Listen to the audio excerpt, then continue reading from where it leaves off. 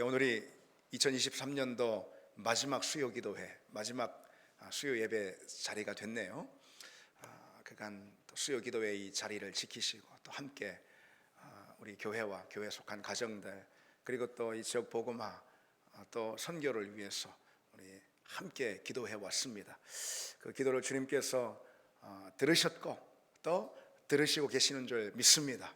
우리가 기도하는 것이 단 하나라도 땅에 떨어져 그저 후지부지 되는 일이 없는 줄 믿습니다. 하나님의 때에 우리 기도를 다 주님이 응답하시고 선하게 성취하실 줄 믿습니다. 오늘 이 시간에는 이제 요한계시록 29번째 시간으로 심판의 대접과 아마겟돈 전쟁이라는 말씀 함께 나누시겠습니다. 최근에요, 미국 장로교가 있습니다. 미국 장로교는요, 예수 안에 소망 있네라는 미국 장로교 찬송가 공회에서 펼쳐낸 찬송곡이 있는데, 예수 안에 소망 있네라는 찬송곡을 찬송가에서 빼버린 것입니다. 그 이유가 뭐냐면은 이 예수 안에 소망 있네라는 곡 안에 이런 가사가 있는 거예요. 십자가의 주 달리사 그 진노를 거두셨네. 이게 문제 있다라는 거예요. 다시 들어보십시오. 십자가의 주 달리사 그 진노를 거두셨네. 뭐가 문제입니까? 성경적으로 봐서 어떤 게 문제일까요? 신학적으로 봐서 어떤 대목이 문제가 있을까요? 근데 이 대목을 콕 집어가지고 이게 부르는 사람들에게 불쾌감을 줄 수 있다. 왜? 진노라는 말이 왜 나오냐? 불쾌감을 줄 수 있다. 그래서 이 찬송가 위원회는 작가인 스튜어트 타운젠트한테 이 대목을 십자가의 주 달리사 크신 사랑 베푸셨네, 이렇게 수정할 것을 권고했습니다. 그런데 이 찬송 작시가인 타운젠트는 동의하지 않았어요. 그러니까 이 곡 자체를 그냥 이 찬송가 위원회에서 빼버린 것입니다. 참 기가 막힌 일이죠. 미국 교회에 여러 교단들이 있거든요. 개신교회 교단들. 그 중에 장로교가요 가장 세속화됐습니다. 아니, 타락했습니다. 그 다음 수는 아마 감리교일 거예요. 그나마 그리고 버티고 있는 것은 복음주의 교회 안에 침례교가 아닌가. 미국 같은 경우만 해요. 미국 그렇게 판단이 됩니다. 감리교 같은 경우는 이미 동성애 물결이 막 다 깊숙이 파고들어서 동성애 목사가 있습니다. 감리교 같은 경우는 동성애를 교단 전체적으로 허용했단 말이죠. 그러니까 그 감리교 교단에 들어가 있는 많은 교회들이, 수백 개 교회들이 감리 교단을 탈퇴해 버렸습니다. 그래서 살아있는 교회들이 좀 있었던 거죠. 교단은 타락하지만은.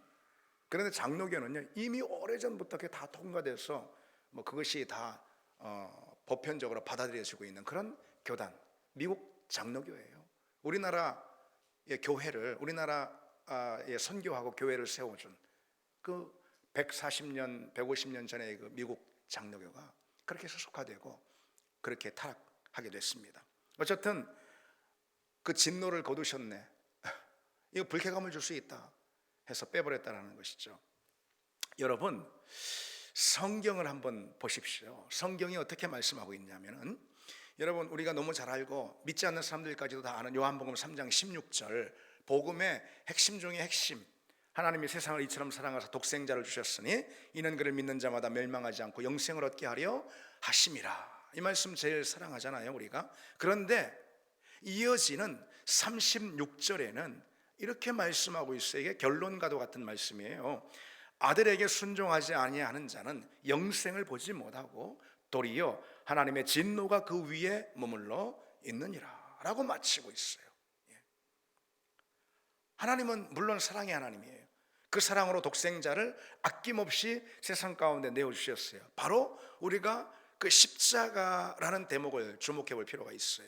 하나님은 사랑이시기 때문에 독생자 예수 그리스도를 세상을 너무 사랑해서 내어주셨어요. 그리고 예수 그리스도는 십자가에서 우리의 모든 죄를 대속하시고 하나님과 우리를 화목시키셨어요. 그게 예수 그리스도 십자가 사역의 주된 내용이죠. 하나님 우리를 사랑하셨기 때문에 물론 그렇게 하신 거죠. 그런데 그와 함께 하나님의 사랑은 오로지 그리스도 십자가 안에서 가능하기 때문에 그리스도께서 십자가를 지신 거죠. 그러니까 하나님의 세상을 사랑하기 때문에 그리스도께서 십자가를 지신 거이기도 하고, 하나님의 사랑이라는 것은 오로지 그리스도 십자가를 통해서만 가능하기 때문에 그리스도께서 십자가를 지신 겁니다. 그러니까 그리스도의 십자가는 하나님의 우리를 향한 사랑의 표현이자 사랑의 절대적인 통로다. 십자가 아니고서는 하나님의 사랑을 경험할 수가 없는 거예요. 십자가 아니고서는 하나님 편에서도 우리를 사랑할 수가 없는 거예요. 자기 자녀로 삼을 수가 없는 거예요. 다시 말해서 우리는 십자가 보혈로 정결하게 되어야지만 하나님의 사랑 안에 거할 수 있고 그분의 진노를 피할 수가 있습니다. 하나님의 사랑은 결정적으로 십자가에서 선포되고 십자가를 통해서 주어졌기 때문이죠. 하나님은 자기 아들을 십자가의 저주와 심판 가운데 내어놓으시고 대신 우리를 건지신 거죠. 그 십자가를 통해서. 여러분, 그것은 뭘 말하는 것일까요? 하나님이 자기 희생으로 우리에게 주신 그 십자가를 우리가 거부하면은 우리는 십자가를 통한 거룩과 정결을 결코 확보할 수가 없게 되는 것이고, 그렇다면은 우리에게 원래부터 예정된 그 심판과 진노 역시 우리가 피할 수가 없다. 그것입니다. 그래서 십자가의 주 달리사 그 진노를 거두셨네. 너무나도 성경적인 것이고 너무나도 복음적인 것이죠. 여러분, 예수 그리스도의 십자가는요, 하나님의 사랑과 동시에 하나님의 진노의 표지판입니다. 요한계시록이 지금 계속해서 심판을 강조하고 있어요. 하나님의 진노, 하나님의 심판을 강조하고 있는 것도요, 그만큼 우리가 오직 하나님의 사랑 안에 거하고 그 사랑을 하나님이 사랑하신 세상 가운데 선포하도록, 그 하나님의 사랑, 또 그 십자가를 통해 우리에게 보여주신 하나님의 그 사랑, 특별히 그것을 선포하고 선전하도록, 그래야지 하나님이 사랑하신 세상의 사람들이 십자가를 통해서 마침내 하나님의 그 사랑을 만날 수가 있고 하나님의 그 사랑을 경험할 수가 있기 때문에 그런 겁니다. 특히 이 요한계시록에서 지금까지 6장부터 특별히 16장까지 하나님의 진노와 심판, 세상 가운데 임하는 이것이 계속해서 반복적으로 강조되어 왔습니다. 그만큼 하나님의 사랑을 받기 위해서는 세상 모든 사람들이 우리를 포함해서 그 가운데 부어지는 하나님의 진노와 심판을 피해야만 한다라는 이 복음 증거, 이것의 필연성, 십자가의 증거의 필연성, 이것을 요한계시록은 우리에게 계속해서 주지시키고 강조해주고 있는 겁니다. 자, 오늘 본문은요, 인나팔 대접심판의 이 시리즈에서 마지막 대접심판에 대한 내용이에요. 본문에 이 대접심판을 끝으로 6장에서 16장까지 진행된 7심판에 대한 기록이 마무리됩니다. 그리고 17장부터는 특별히 20장까지 세상을 상징하는 이 바벨론이 세상을 상징하는 거거든요. 그 바벨론의 멸망, 그리고 최후의 심판, 그러니까 어둠의 권세, 사단의 권세에 대한 마지막 심판인 거예요. 그것에 대한 기록이 이어집니다. 자, 그러니까 다시 한번 여러분들 상기시켜 드리기 위해서 요한계시록의 전체 구조 있잖아요. 이 전체 구조가 어떤 방식으로 이제 어떤 맥락으로 전개되고 있는지 여러분들 쭉 말씀을 들으시면서 아마 머릿속에 이렇게 기억이 되실 겁니다. 기억이 되고 계십니까? 1장부터 3장까지는 지상교회의 모습을 보여주고 거의 7교회 얘기가 나오잖아요. 그리고 4장과 5장은 천상교회의 모습을 보여주며 또 대비시키고 있습니다. 그리고 6장부터 16장은 세상과 역사에 대한 하나님의 심판과 진노를 보여주고 있고요. 그리고 17장에서 20장까지는 세상의 멸망, 바벨론으로 표현되어 있는 그 세상의 멸망과 악에 대한 최후의 심판이 등장합니다. 그리고 마지막 21장에서 22장에는요, 새하늘과 새 땅에 대한 비전으로 이 대단원의 막이 내리는 거예요. 그게 요한계시록의 전개 구조입니다.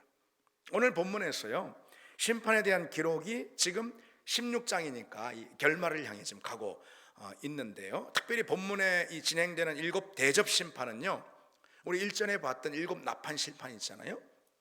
그것과 사실 많은 면에서 비슷합니다. 예. 그러면서 중요한 점을 발견할 수가 있는데요. 이 7 심판 시리즈가 인, 나팔, 대접 각각 7개 있는 거잖아요. 이것은 이제 진행되면서 갈수록 그 강도가 이렇게 점증되어 가고요. 그리고 그 범위도 확장됩니다. 심판의 범위도 또 확장되는 것을 볼 수 있어요. 예. 그 점이 우리에게 말해주는 중요한 사실이 있죠, 여러분.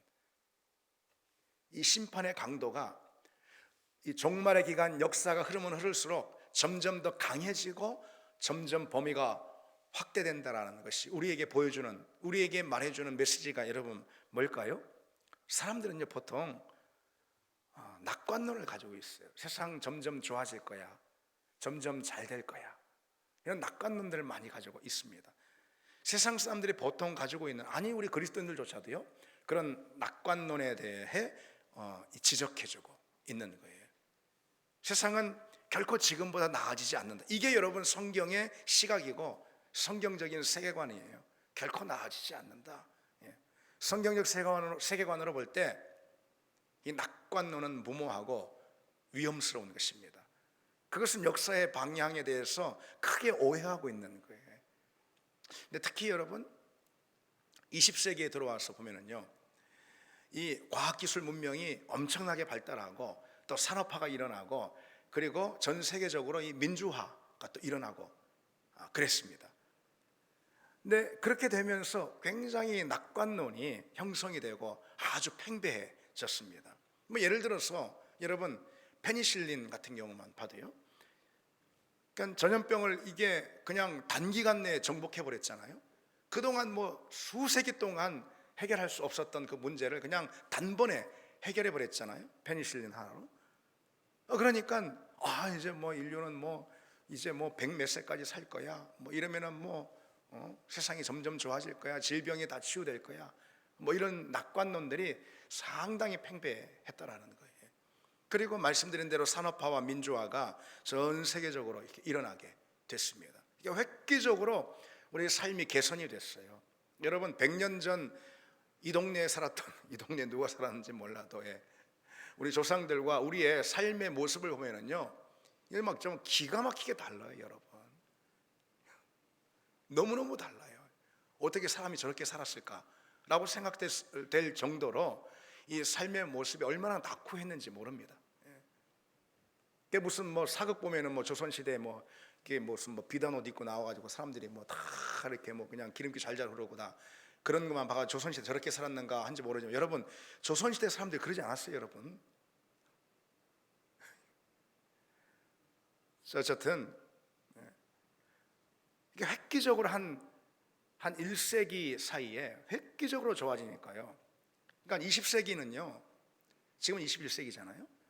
그러니까 20세기는요, 그 전에 1000몇백 년간 이어져 온 일어난 그런 모든 역사 발전이 있잖아요. 이것보다 더 큰, 훨씬 더 압축적인 성장, 발전, 또 어떤 삶의 모습의 획기적인 변화, 이런 것들이 그 한 세기에 일어났습니다. 그러니까 사람들이 다 어떤 생각들이 팽배하냐면은, 야, 세상 좋아질 거야. 인간이 만들어가는 어떤 유토피아를 그리기 시작했다라는 거예요. 나아가 어떤 인간성까지도요, 인간성, 내면적인 인간성까지도 어떤 문명화와 교육으로 인해서 점점 나아질 것이다, 좋은 인간이 될 거야, 이렇게 생각했단 말이죠. 그래서 많은 신학자들마저도 그에 동조했습니다. 그래서 요한계시록을 해석하면서 후천년설이라는 것이 대두되는데 그건 제가 나중에 설명을 드릴 것입니다. 그랬습니다. 그러나 요한계시록은요, 그런 낙관론의 허상을 여실히 드러내줍니다. 인간 문명의 발전에 대한 기대와 낙관은 여지없이 깨어질 것이다. 인간 성품에 대한 어떤 발전, 그에 대한 어떤 낙관적인 기대, 이거 여지없이 무너질 것이다.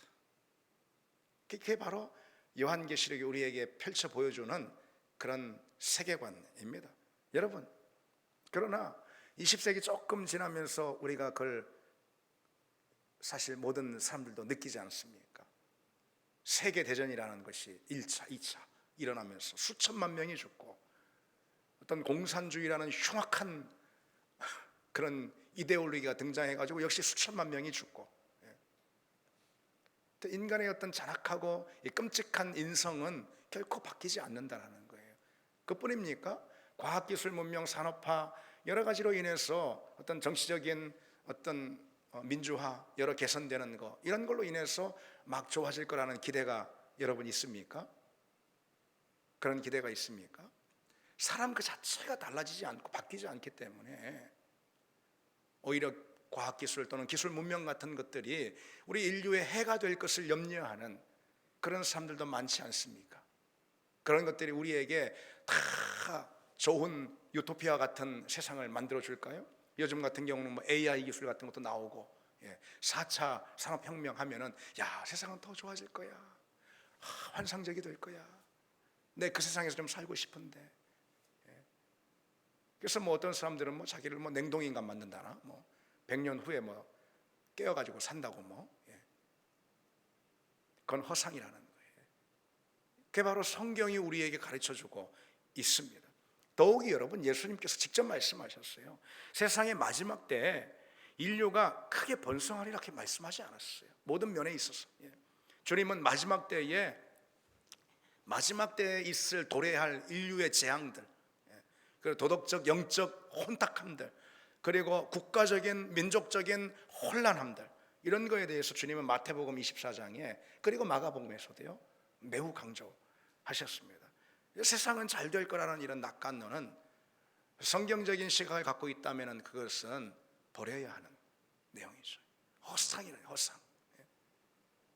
그렇다고 뭐 염세주의, 회의주의자가 되라 이런 얘기는 아닙니다. 사람은 똑같다 이런 얘기예요. 사람은 똑같다. 살아가는 모습이 조금 달라지지 똑같다 이런 것입니다.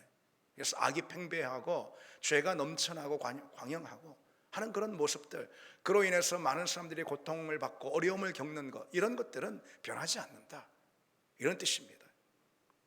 여러분, 이 일곱 재앙, 특별히 인나팔 심판이라는 이 시리즈로 이렇게 증거되고 있는 일곱 재앙이 있잖아요. 이것이 점점 증가되고 확대된다라는 이 사실을 통해서 우리는 말씀드린 그 사실, 그리스도인으로서 섣부른 그런 무모한 낙관론 같은 것, 그런 허상은 버려야 한다라는 것을 우리가 기억해야 한다라는 것이죠. 자, 이제 여러분 일곱 대접 심판에 대해서 좀 일별해 보면서 각각의 심판이 무엇을 의미하는지 간략하게만 좀 살펴보려고 합니다. 오늘 본문이 좀 길고요. 제가 오늘 본문을 이렇게 나눠서 하지 않고, 이제 왜냐하면 이것이 다 연관성이 있고 이어지기 때문에 제가 오늘 본문은 뭐 설교를 두 차례로 나누지 않고 그냥 한 번으로 진행하려고 합니다. 그래서 여러 상징도 나오고 또 본문도 길고 그런데 필요한 내용만 아주 간결하게 제가 설명하고자 합니다. 자, 여러분 집중해서 잘 한번 같이 가봅시다. 먼저 일곱 심판에 대접을 든 일곱 천사가 등장합니다. 그리고 그 대접을 하나씩 쏟으면서 이 심판이 전개됩니다. 자, 첫 번째 심판, 첫째 심판은 2절에 나오죠. 짐승의 표를 받은 사람과 짐승의 우상에게 경배하는 자들, 누구예요? 곧 어둠에 속한 사람들이에요. 복음을 거부하는 사람, 하나님을 대적하는 그런 사람들, 불신 영혼들, 그리고 자기의 의지와 신념을 가지고 죄의 편, 불의의 편에 서 있는 그런 사람들 말하는 거예요. 그런 사람들에게 첫째 심판의 대접이 쏟아부어집니다. 그로 인해서 독한 종기, 악한 종기가 일어나고 또 고통을 받습니다. 그런 장면이 기록되고 있어요. 그래서 이것은 사실 역사 가운데 너무나도 흔한 그런 심판의 내용들인 것이죠. 그래서 그 삶이 깨어지고 꼭 어떤 몸에 종기가 난다 이런 것만 말하는 것은, 육신의 어떤 종기가 나 이런 걸 말하는 것은 아닙니다. 그 삶의 자체에 어려움이 오고, 이 종기라는 게 몸에 나는 것은 뭐예요? 이게 없어야 될 게 나는 거 아니겠어요? 그렇죠? 잊지 않아도 될 어떤 고통과 문제와 시련을 경험하고 그 삶이 넘어지고 자빠지고 하는 그런 여러 진노의 내용들이 이 많은 어둠의 권세에 속한 사람들에게 임한다, 그런 내용이죠. 둘째 심판은 3절에 있습니다. 바다에 대한 심판인데요. 여러분, 역시 제가 이것은 간략하게 또 이것도 설명드리자면은, 이 바다는요, 이 세계 경제에 대한 심판을 말하는 거예요. 요한계시록에서 이 바다는요, 거의 대부분 부정적인 의미입니다. 그래서 바다 하면은 보통 악이 거하는 그런 처소입니다. 사단이 거하는 처소. 근데 오늘 여기 16장 3절에서의 이 바다는요, 세계 경제를 말하는 거예요. 그 경제에 대한 심판, 바다를 심판하는 것은. 왜냐면은요, 당시 세계 경제는 지중해를 중심으로 무역이 활발하게 이루어지고 있었어요. 문명의 중심축이 바로 지중해, 그 바다였습니다. 따라서 이 바다에 대한 심판은 세계 경제와 문명에 대한 심판이라고 할 수 있어요. 여러분, 애굽에서 하나님이 나일강을 치시잖아요. 나일강이 애굽의 문명 중심축이었거든요. 로마 세계의 지중해 문명의 중심축은 뭡니까? 말 그대로 지중해였어요. 바다를 심판한다라는 것은 그 세계 경제를 심판한다라는 그런 뜻이에요. 사람들이 먹고 사는 그 문제, 그 삶의 중심을 심판하는 것입니다. 여러분, 바로 그 내용이 오늘 우리에게 던져주는 교훈은 무엇일까요? 우리 성도들은요, 어떤 살림살이의 문제, 경제의 문제, 먹고 사는 문제, 흔히 말하는 잘 사냐 못 사냐 라는 그런 문제에 얽매이지 말아야 한다는 거예요. 또 그것으로 판단하지 말아야 한다는 것입니다. 경제적으로 여건이 좋아지고 잘 살면 그게 복이고, 그렇지 않으면 그게 불행이고, 또 때로는 화고, 그런 태도는 결코 성경적이지 않다는 것이죠. 성도는 뭘 기억해야 하냐면은, 하나님의 심판의 타깃이 바로 세계 경제에 있다라는 이 점도 우리가 기억해야 합니다. 이 땅에 소망이 없음을, 그리고 이 땅이라는 것은 하나님의 진노가 임하는 자리라는 것을 세상 사람들이 무엇을 통해 경험하게 될까요? 마주하게 될까요? 그들은 온통 육신이 어떻게 하면 잘 살고, 어떻게 하면 먹고 살고, 어떻게 하면 배부르게 살고, 한마디로 잘 사는 문제 아니겠어요? 바로 그 가운데 하나님의 진노가 쏟아질 때 세상에 의미가 없고, 세상이 전부가 아님을 그들은 결국은 느끼게 되는 거죠. 그러니까 하나님은 바로 하나님의 심판의 타깃을 그래서 그렇게 정하는 것입니다. 그래서 우리 그리스도인들은 사는 문제, 한마디로 사는 문제죠. 이거에 대해서 우리는 어떻게 생각을 해야 할까요? 먹고 사는 문제, 돈의 문제, 경제적인 문제, 물질적인 문제, 얼마나 중요합니까? 그런데 이 점에 대해서 우리 그리스도인은 다만 청지기의 자세를 가져야 하는 거죠. 그건 내 거가 아니다, 내 소유가 아니다. 하나님이 다만 내게 임대해 주시고 잠깐 맡겨주신 것이다. 무엇을 위해서? 하나님의 나라를 위해서, 그분이 맡기신 사명을 위해서 내게 맡겨주신 것이, 나는 청지기다 라는 그런 청지기의 의식을 우리가 가져야 한다는 것이죠. 그것이 전부인 줄 알고 그것을 소유하려고 애쓰는 그런 사람들에게 바로 이와 같은 심판, 바다 가운데 하나님의 심판이 임합니다. 그게 둘째 심판의 내용이에요. 자, 이어서 셋째 심판을 보시면 4절로 7절입니다. 이 셋째 심판은요, 강과 물의 근원에 대한 심판이에요. 역시 이 심판은 다 어떤 비슷한 내용이다라고 할 수가 있습니다. 특별히 여기 셋째 심판의 때엔 어떤 것이 강조되냐면요, 심판의 정당성에 대해서 강조가 되고 있어요. 그래서 심판하시는 것이 참되시고 의로우다, 의로우시다 그러죠. 심판하시는 것이 참되고 의로우시다 그러잖아요. 심판은 하나님의 공의를 드러내는 자리입니다. 심판은 하나님의 하나님 되심을 드러내는 자리예요. 사랑만이 그런 게 아니에요. 심판이야말로 하나님의 하나님 되심을 드러내는 자리라는 거예요. 그래서 여러분, 만약 하나님이 심판하지 않는 분이라면 그분은 결코 정의로운 분이 아니라고 할 수가 있어요. 그분이 죄와 불의, 악과 부정함을 심판하시기 때문에 그분은 의로운 분이시고, 그로 인해서 하나님의 나라는 정의롭고 의로운 그런 나라가 될 수가 있고, 정의와 의가 실행되는 그 나라에서만 사랑도 온전히 설 수가 있는 것입니다. 하나님의 정의가 서지 못하는데 어떻게 하나님의 사랑이 끼어들 수가 있겠어요? 하나님의 정의가 온전히 설 때 하나님의 사랑 역시 그 가운데 서게 됩니다. 심판하시는 하나님을 싫어하는 그런 사람은요, 분명 죄를 좋아하고 불의의 편에 있는 사람일 거라는 거예요. 심판을 공의로 여기는, 하나님의 의로 여기는 그런 사람들이 의로운 사람이고, 그 의로운 사람만이 사랑도 온전히 할 수가 있고 십자가의 사랑도 받을 수가 있습니다. 여기 셋째 심판에서는 그렇기 때문에 하나님의 심판의 어떤 정당성을 강조하고 있는 거예요. 심판하시는 하나님이야말로 참된 하나님이다 라고 말이죠. 넷째 심판을 보시면은요, 8절로 9절입니다. 넷째 심판은 해가 사람들을 태우는 그런, 태양이 사람들을 태우는 그런 진노를 말합니다.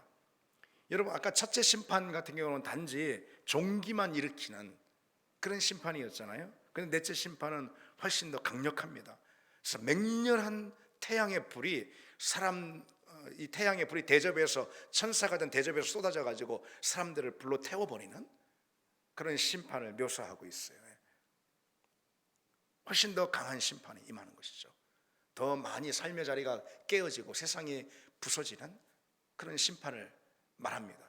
그런데 여기서 이 넷째 심판에서 우리가 주목해 보고자 하는 것은요, 그런데도 그 심판의 한복판에 있는 사람들이 어떻게 하죠? 본문 8절로 9절에 보면은 회개하지 않습니다. 절대 회개하지 않아요. 그 심판의 자리에서 오히려 하나님의 이름을 비방하고 모독한다고 그랬습니다. 그것은 뭘 말해주는 거죠? 심판의 자리에서 흔히 보여지는 거, 사람들은요 심판의 자리에서 회개하지 않습니다. 하나님을 비방하고 모욕해버립니다. 그리고 자기 잘못을 심판받는 거라 여기지 않습니다. 자기는 억울하고, 만약 자기를 심판하는 어떤 신이 있다면 그 신이 불의하다라고 그렇게 판단합니다. 그게 심판을 받는 사람들의 특징입니다.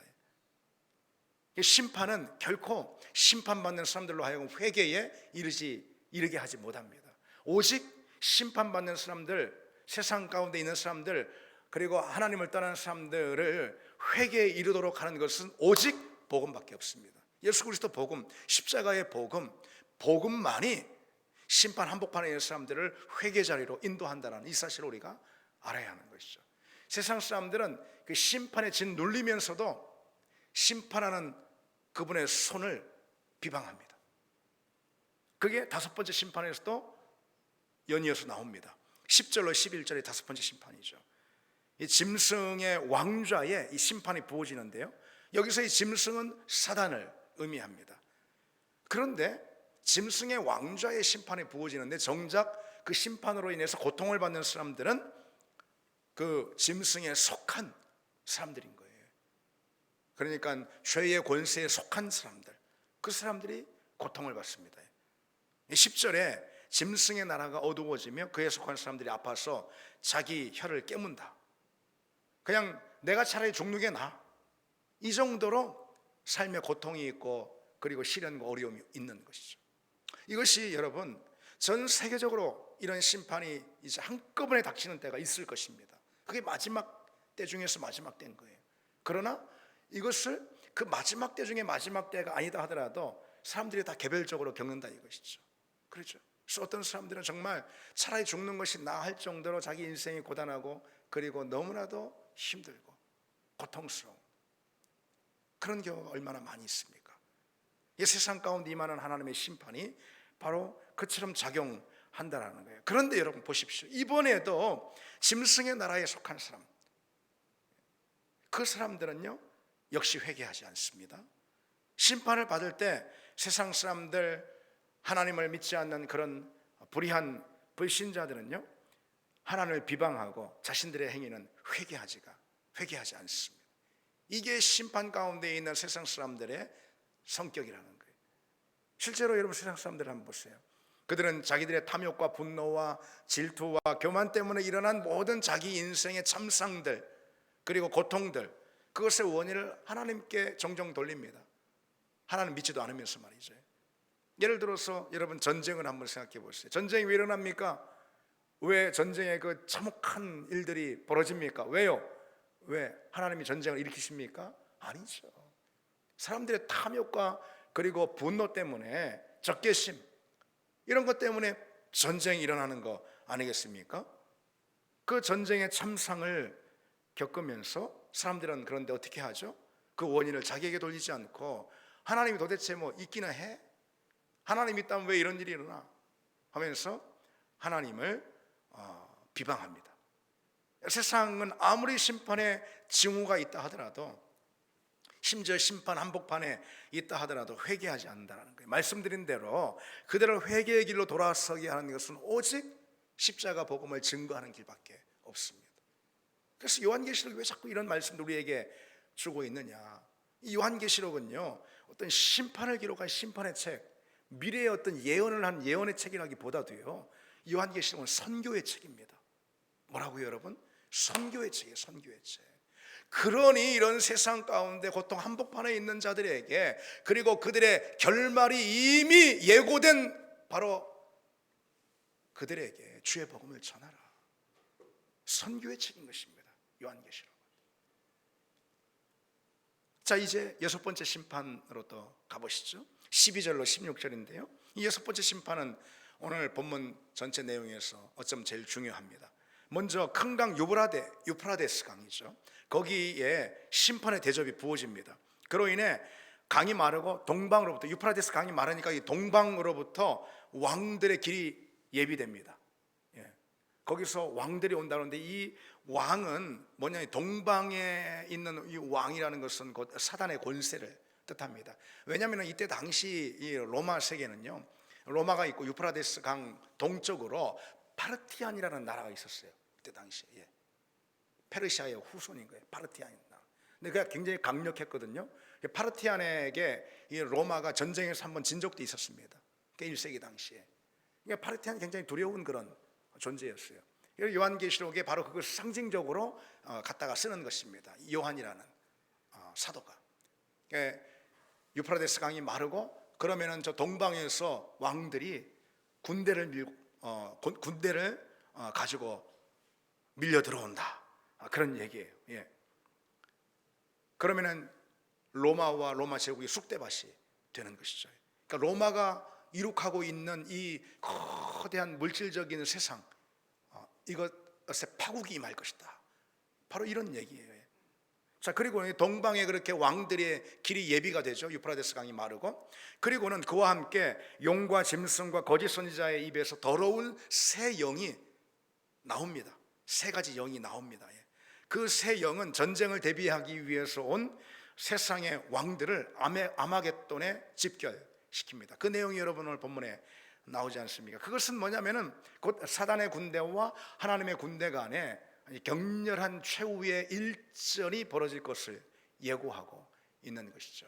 그러니까 유브라데스 강이 마르고 동방에서, 곧 다시 말해서 사단의 진영에서 사단이 왕들을 이끌고 옵니다. 군대를 이끌고 옵니다. 그리고는 그와 함께 용, 짐승, 거짓 선지자, 이것이 바로 사단의 삼위일체 아니겠어요? 여기서 더러운 새 영이 막 나옵니다. 그리고 그 이후에 이 더러운 새 영이 동방의 이 왕들, 그 군대를 아마겟돈에 집결시킵니다. 하나님의 사람들과 또 예수 그리스도와 대적하기 위해서 마지막 최후의 일전을 준비하는 그런 내용이라 할 수가 있어요. 여기서 알 수 있는 사실이 있습니다. 일단 전쟁을 일으키는 주체는 누구예요? 당연히 용과 짐승과 거짓 선지자, 이 사단의 세력인 거예요. 그리고 그 전쟁에 용병으로 동원되는 세력들이 있는데, 아까 이 왕들을 동방에 데려온다고 그랬잖아요. 바로 그것입니다. 온 천하의 임금들, 그들이 갖고 있는 군대들, 이 세상 권력을 말하는 거예요. 그러니까 용, 짐승, 그리고 거짓 선지자는 사단의 실체를 말해요. 사단, 어둠의 권세, 보이지 않는 영의 권세, 사단을 말하는 거예요. 근데 왕들을 데리고 온다고 해서 아마겟돈에 집결시킨다고 그랬잖아요. 이것은 보이는 세상의 그런 사단의 수하들을 말하는 것입니다. 다시 말해서 제가 일전에도 말씀드렸듯이 정치, 경제, 사회, 문화, 종교의 권세들, 우리 눈에 보이는 그런 세속 권세를 말하는 것이에요. 그것이 바로 온 천하 임금들인 것입니다. 그들이 아마겟돈에 집결됩니다. 그래서 마지막 전쟁이 크게 일어날 것을 보여주고 있는 것이죠. 자, 그러면은 그 용, 그리고 짐승, 거짓 선지자, 그리고 그들이 동원한 세속 권력들, 정치, 경제, 사회, 문화, 종교, 세속 권력들은 바로 누구를 목적으로, 누구를 대상으로 지금 전쟁을 일으키려고 하고 있는 것이죠?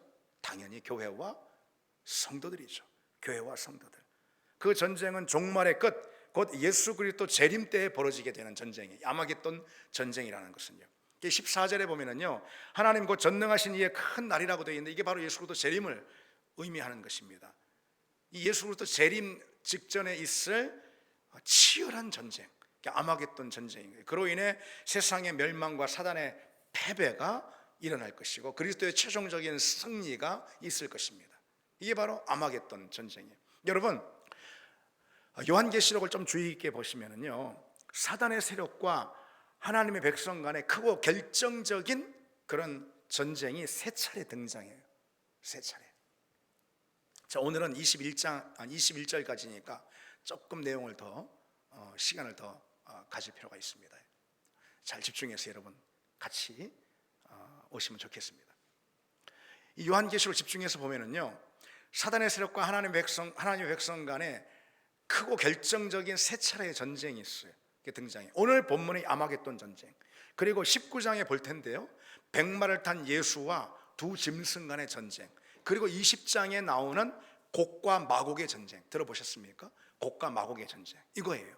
그런데 여러분, 이 전쟁은 모두 재림의 날 그때에 펼쳐지는 전쟁으로 다 같은 전쟁을 다른 이름으로 말하는 거예요. 다 같은 전쟁이에요. 이 전쟁은 종말의 끝, 다시 말해 그리스도의 재림이 임박하는 날에 펼쳐지는 최후의 전쟁을 말하는 거예요.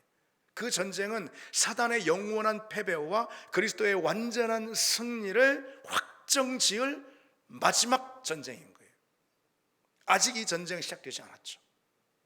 오늘 본문에 등장하는 아마겟돈 전쟁, 언급한 대로 종말의 전쟁, 마지막 때의 전쟁인 거예요. 이 전쟁은 사단이 천년 왕국의 끝, 종말의 시대의 끝이에요. 그것은 같은 말이에요. 천년 왕국의 끝, 곧 종말의 끝에 일으키는 전쟁인 거예요. 최후의 전쟁. 이 아마겟돈 전쟁은 역사의 마지막에 일어날 거예요. 한편 아마겟돈 전쟁은 영적인 전쟁인 거예요. 무엇보다도 하나님의 나라와 사단의 나라 간에 벌어질 영적인 전쟁, 교회와 악의 세력 가운데 일어날 영적인 전쟁인 거예요. 물론 그 영적인 전쟁에 이 사단의 세력은 보이는 모든 세속 권력들, 정치, 문화, 사회, 경제 세속 권력들을 자기의 수하로 동원시킬 것입니다. 누가 거기서 승리를 하게 될 것인가? 누가 거기서 살아남게 될 것인가? 바로 그 전쟁을 대비하는 믿음을 가진 사람들, 하나님 앞에 늘 깨어있는 사람들, 세상이 전부로 알고 그저 세상 사람들 똑같이 따라가는 그런 사람들이 아니고, 세상과 구별된 그리스도인으로서 하나님 나라의 시야를 가지고 이 마지막 때의 세계관을 가지고 살아가는 바로 그 사람, 우리의 몫은 여기에 있지 않고 하나님 나라에 있다라는 이 사실을 삶으로 고백하고 인정하는 바로 그 사람, 깨어있는 그 사람, 그 믿음이 이 마지막 때의 전쟁을 대비하는 믿음이고 마지막 때에 살아나는 그런 믿음일 것입니다. 특히 여섯째 이 대접 심판에서요, 유브라데 강이 마른다라는 것은요, 교회와 세상을 구분하고 있는 이 울타리가 없어졌다라는 것을 뜻합니다.